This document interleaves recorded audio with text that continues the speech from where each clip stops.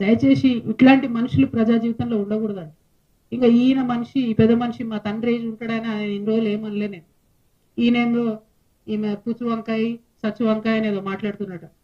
నిరంజన్ రెడ్డి గారు, మీరు మా తండ్రి వయసులో ఉన్నారు కాబట్టి చాలా మర్యాద ఇచ్చి ఈ అంశాలన్నీ చాలా గౌరవంగా చెప్తున్నా నేను. మీరు అక్కడ లోకల్ ఎంఆర్ఓ ఆఫీస్ కాలబెడితే కూడా చూసుకుంటూ ఉండిపోయారట.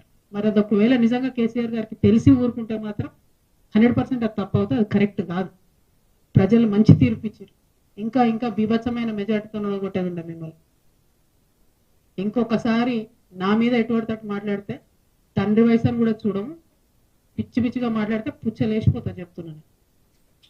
సిన్సియర్గా సీరియస్గా ప్రజల సమస్యల మీద మాట్లాడుకుంటూ తిరుగుతుంటే ఎందుకంత భయం అవుతుంది మీకు?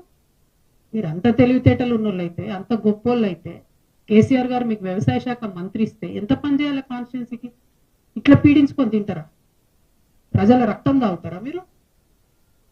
దేవుడు మాన్యాలు తింటారా ఎవరైనా? దేవుడి గుడిని కబ్జా పెట్టుకుంటారా ఎవరైనా? భూములు పెబ్బేర్స్ అంతా మీకే కావాలి, వనపర్తి మార్కెట్ మీకే కావాలి, గద్వాళ్ళ భూములు మీకే కావాలి. ఏంది ఇది? అంత ఉండాలి కదా భూదాహానికి, ధనదాహానికి. మరి ఈ విషయం కేసీఆర్ గారికి తెలుసో తెలియదో నాకు తెలియదు. నేనైతే బలంగా ఇప్పటి వరకు తెలియదని అనుకుంటున్నాను. ఇప్పుడు మీ ద్వారా తెలియజేస్తున్నా, ఇటువంటి నాయకుల్ని ఏ పార్టీ కూడా సహకరించొద్దండి, కరెక్ట్ కాదు.